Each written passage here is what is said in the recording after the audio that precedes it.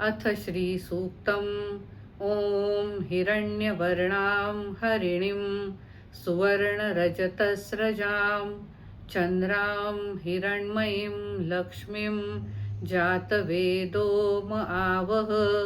ताम आवह जातवेदो लक्ष्मीमनपगामिनीं यस्यां हिरण्यं विन्देयं गामश्वं पुरुषानहम्।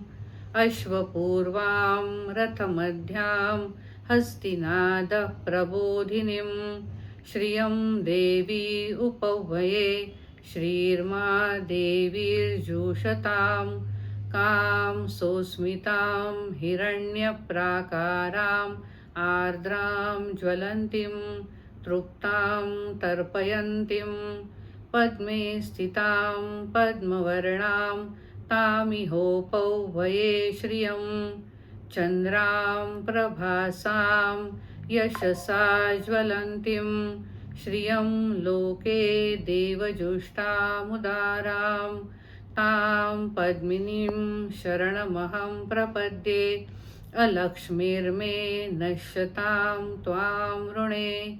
आदित्यवर्णे तपसोऽधिजातो वनस्पतिस्तव वृक्षोऽथ बिल्वः। तस्य फलानि तपसा नुदन्तु मायान्तरायाश्च बाह्या अलक्ष्मीः। उपैतु मां देवसख कीर्तिश्च मणिना सह। प्रादुर्भूतोऽस्मि राष्ट्रेऽस्मिन् कीर्तिं वृद्धिं ददातु मे।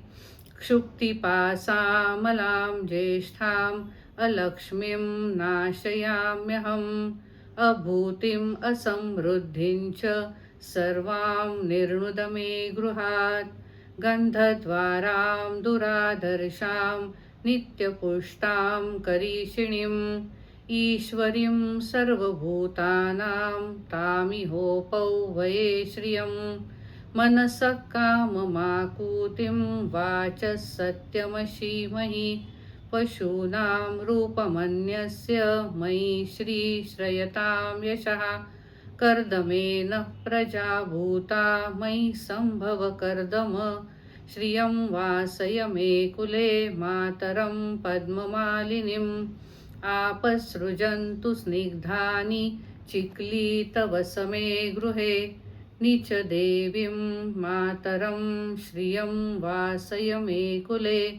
आर्द्रां पुष्करिणीं पुष्टिं पिङ्गलां पद्ममालिनीं चन्द्रां हिरण्मयीं लक्ष्मीं जातवेदो म आवह।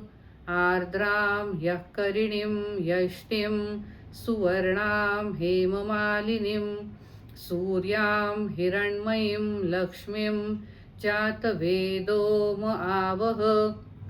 तां म आवह जातवेदो लक्ष्मीमनपगामिनीं यस्यां हिरण्यं प्रभूतं गावो दास्योश्वान् विन्देयं पुरुषानहम्।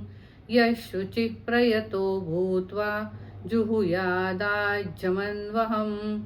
सूक्तं पञ्चदशर्चं च श्रीकामः सततं जपेत्।